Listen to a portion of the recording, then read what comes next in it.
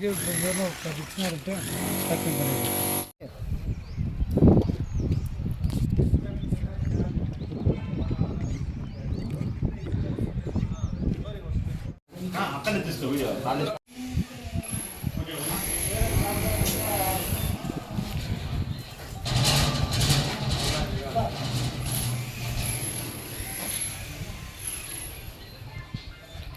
అవుతుంది, కొంచెం అప్పు అవుతుంది, అప్పు అవుతుంది.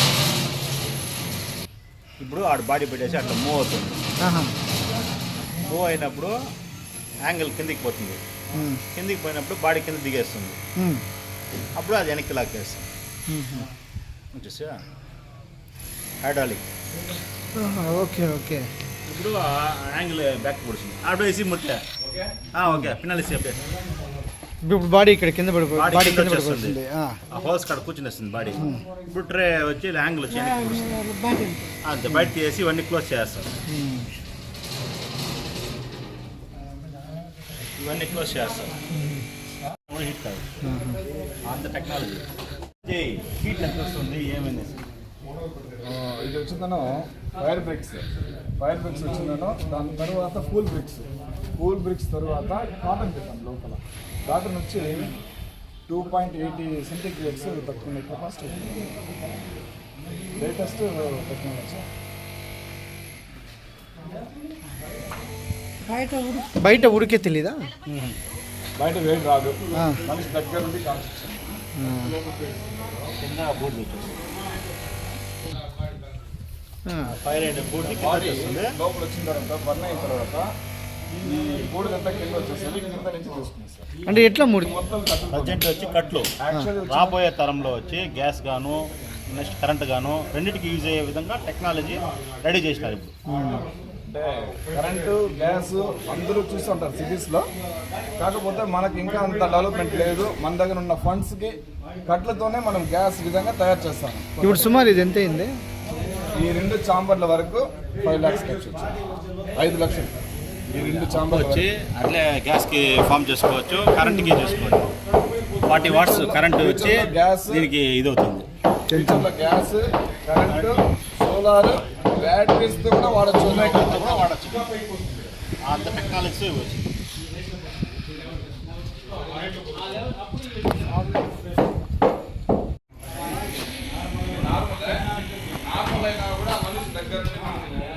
అంటే దీని కింద కట్టలు పెట్టేస్తారా మూర్తి? పైన కూడా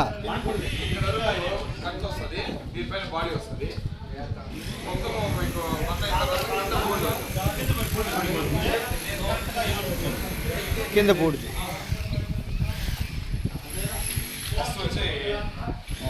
ఫైర్ బ్రిక్స్ అనేది ఉంటుంది, దాని తర్వాత కూల్ బ్రిక్స్ ఉంటుంది. కూల్ బ్రిక్స్ తర్వాత 1 ఇంచ్లో వచ్చిందని మనకు కాటన్ ఉంటుంది. 280 సెంటిగ్రేడ్స్ తట్టుకునేంత కెపాసిటీ ఉంటుంది, కాబట్టి మనిషి పక్కన ఉన్నా కూడా ఏం కాదు.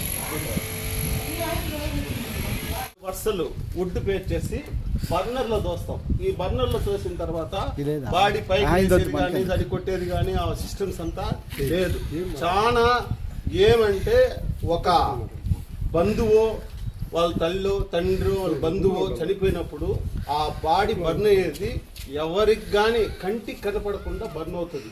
ముందుంటే వాళ్ళు బాధపడేది, వాళ్ళు చూసి ఇట్లా చేసినారు అట్లా చేసినారని లేకుండా కంటికి కనబడకుండా బర్న్ అవుతుంది. ఈ సిస్టమ్ ఎందుకు ఈ ఫార్వర్డ్ సిస్టమ్ తీసుకొని వచ్చినాము అని మేము అనుకుంటే, ఇది ఫర్దర్ ఫ్యూచర్లో సెంట్రల్ గవర్నమెంట్ ఈరోజు తమిళనాడు మొత్తం గ్యాస్ సిస్టానికి మారుస్తూ ఉంది. అందరికీ దగ్గర 40 లక్షల రూపాయలు ఒక ఎంపీకి ఇచ్చి ఒక్కొక్క కాన్స్టిట్యూషన్లో గ్యాస్ని కన్వర్ట్ చేసుకుంటా వస్తూ ఉంది. ఒకవేళ మన ఆంధ్రాకి కూడా ఆ విధంగా ఫండ్ కానీ వచ్చిందంటే, ఆల్రెడీ మేము దగ్గర నియర్లీ 5 lakhs పెట్టి ఈ ప్రాజెక్ట్ చేసాం. దీంతో ఇంకొక 10-12 లక్షలు పెడితే ఇది గ్యాస్కి కన్వర్ట్ అవుతుంది. కేవలం ఒకే ఒక సిలిండర్లో ఒక బాడీ బర్న్ అయ్యేదాని సిస్టాన్ని దీన్ని తీసుకొచ్చేసాం. అంటే ఇప్పుడు ప్రజెంట్ వుడ్, ఫ్యూచర్లో గ్యాస్. దీనికి ప్రతి ఒక్క హిందూ సోదరులు దీన్ని గమనించి ముందుకు తీసుకొచ్చినారంటే, ఈరోజు గాండ్ల కులస్తులు చేసిన స్టెప్ని ప్రతి ఒక్క హిందూ గుర్తించి వాళ్ళు కూడా దీన్ని సహకరిస్తే మేము ఎవరిని వద్దని చెప్పడం లేదు. ఈరోజు ఒక కులస్తులు ముందుకు వచ్చి దీన్ని చేస్తున్నారు. హిందూ సోదరులంతా ముందుకొచ్చి దీన్ని గ్యాస్ కన్వర్ట్ చేస్తాము, మేము ఫండ్ డోనర్స్ ఇస్తాము ముందుకు వచ్చినారంటే ఇది రెడీగా గ్యాస్కి కన్వర్ట్ అయ్యేదానికి రెడీ సిస్టమ్ చేసి పెట్టాం. దీనికి ఒక 10 లక్షల రూపాయలు కావాల్సి వస్తుంది.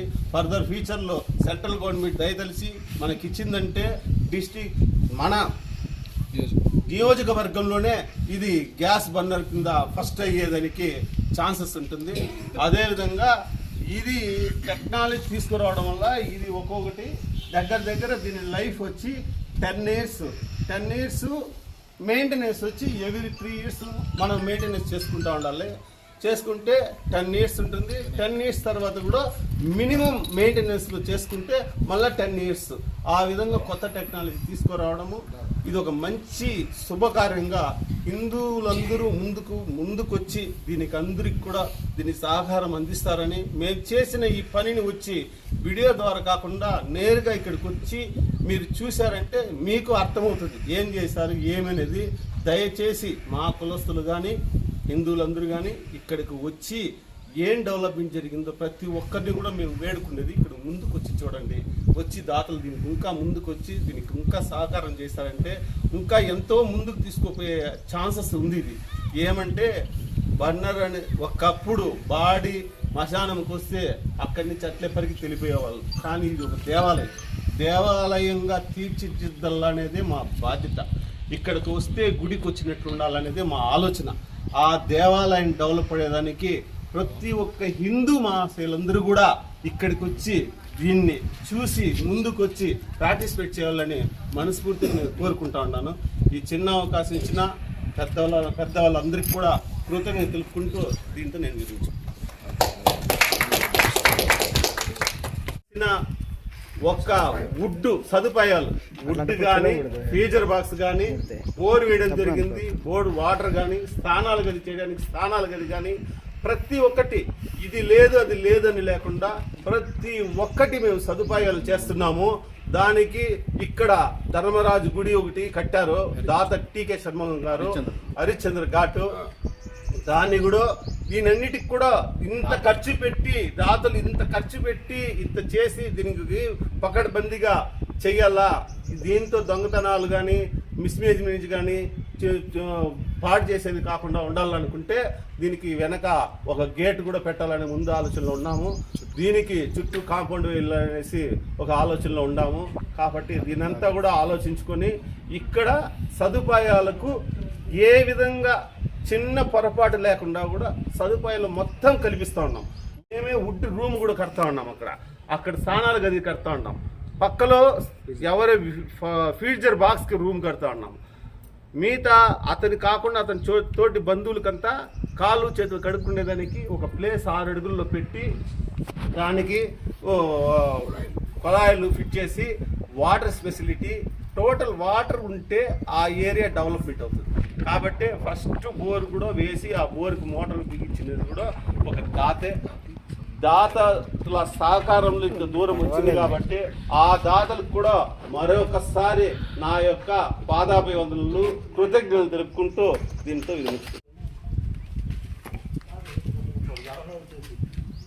డిసెంబర్ 14వ తారీఖున ఒక చిన్న మీటింగ్తో ఈ కార్యక్రమం ప్రారంభమైంది.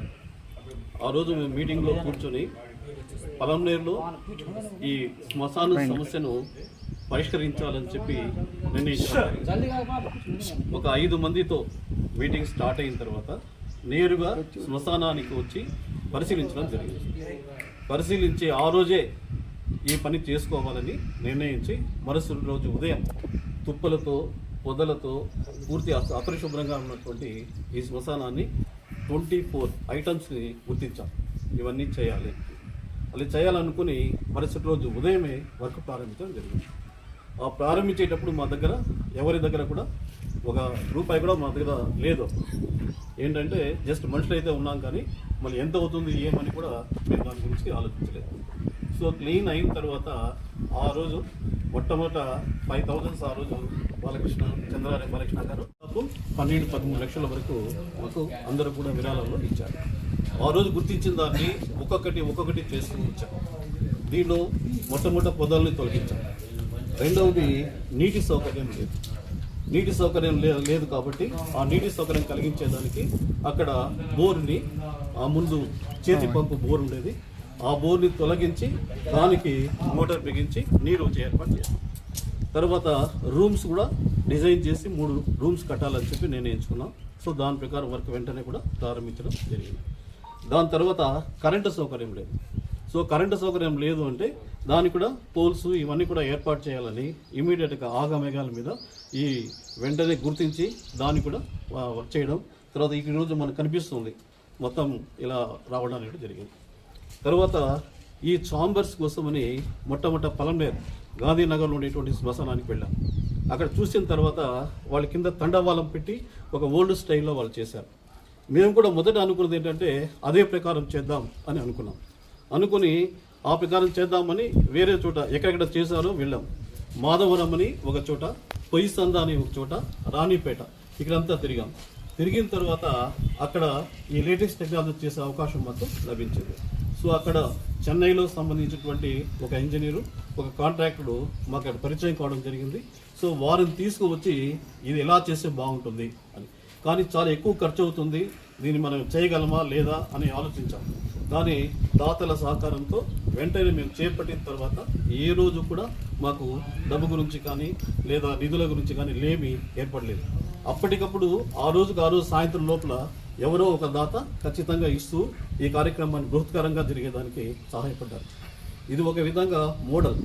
మన పలంనేరు కాన్స్టిట్యున్సీలోనే ఇలాంటిది ఎక్కడా మనకు దొరకదు. సో ఫస్ట్ టైం మనం ఏర్పాటు చేస్తున్నాం కాబట్టి వేరే వాళ్ళు కూడా దీన్ని చూసి చేసేటువంటి అవకాశం ఉంటుంది. నేనైతే కేజీఎఫ్లో వెళ్ళి చూసాం, అక్కడ ఎలా ఉంది, గుడియాతంలో చూసాం. అదేవిధంగా ఇంకా చాలా ప్లేస్ బైరెడ్డిపల్లి ఇలా కొన్ని చోట్ల చూస్తే ఓల్డ్ దీంట్లో ఉంది. సో ఇలాంటిది ఆధునికంగా నేను చెప్పినది is the first time. So ఎవరైనా దీని సాంకేతికత కావాలంటే కూడా మనం తెలియజేసి ఫ్యూచర్లో అన్ని చోట్ల ఇదే విధానం వచ్చే విధంగా మేము మార్గదర్శకంగా ఉంటామని చెప్పి తెలియజేస్తున్నాను. ఈ సందర్భంగా పలంనేరు ఉండేటువంటి హిందూ సోదరులందరూ కూడా వారి యొక్క కార్యక్రమాలు నిర్వహించడానికి అనుగుణంగా దీన్ని ఏర్పాటు చేస్తున్నాం కాబట్టి వారు కూడా మా కృషిని చూసి వారు ఇతోధికంగా సహాయం చేయగలని నేను ఆశిస్తున్నాను. ఈ అవకాశంలో పాల్పంచుకున్నటువంటి ప్రతి ఒక్క దాతకు కూడా మనస్ఫూర్తిగా నా కృతజ్ఞతలు తెలియజేస్తున్నాను.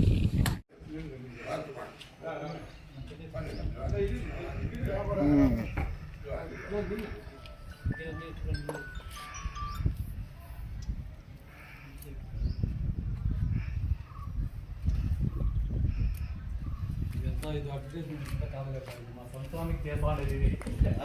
ఫోటో అంతా